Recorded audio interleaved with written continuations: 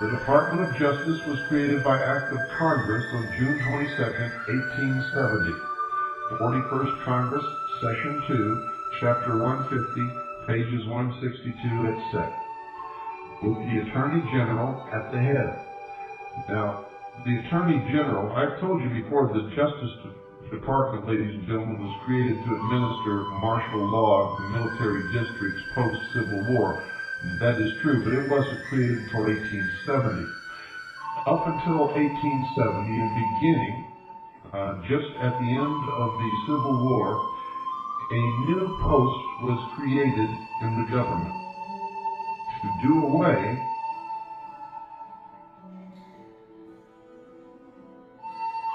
with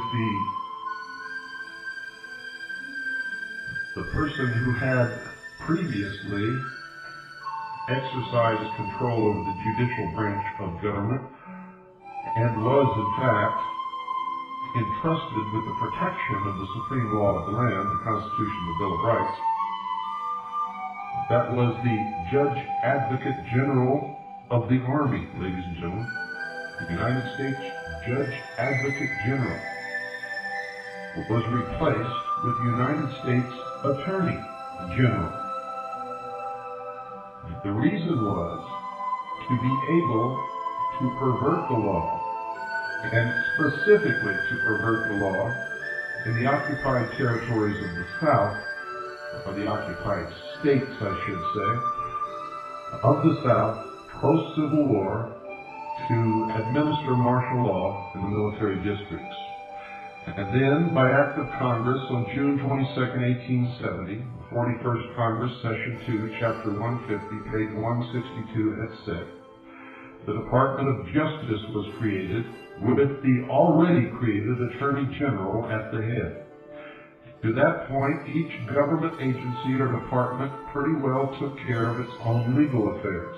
But the Act establishing the Justice Department consolidated authority over most enforcement and legal matters, including those of the Department of the Interior.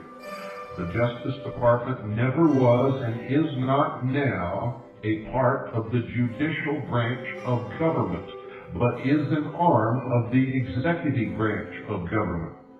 But through the years, the Justice Department has slowly and completely subverted the judicial branch of government, which is now completely under the control of the executive branch of government, and they have, in effect, subverted and destroyed the balance of power between the three branches of government.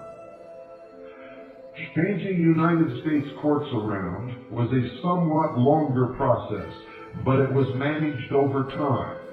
The United States Circuit Courts became United States Courts of Appeals via Act of Congress on March 3, 1891. An organization of United States District Courts with amendments since was accomplished by Acts of Congress on March 3, 1911, 61st Congress, Session 3, Chapter 231, pages 1087 et seq. While some of the seemingly unrelated history conveyed in the bulk of this broadcast and of this public notice might appear not to address United States judicial authority in the several states, it will fall into place, ladies and gentlemen, when the office of magistrate is addressed. Magistrates in United States District Courts are simply federal park commissioners, nothing more.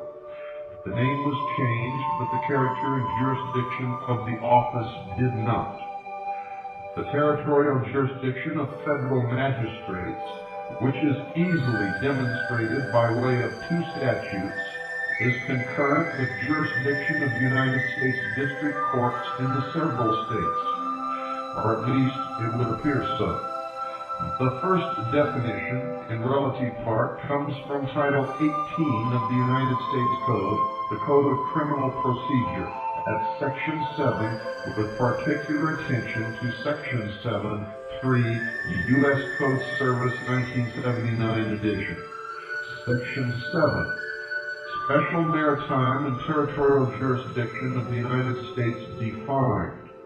The terms special maritime and territorial jurisdiction of the United States, as used in this title, 18 United States Code Service, subsection 1, exsec, includes any lands reserved or acquired for the use of the United States and under the exclusive or concurrent jurisdiction thereof, or any place purchased or otherwise acquired by the United States by consent of the legislature of the state in which the same shall be, for the erection of a fort, magazine, arsenal, dockyard, or other needful building.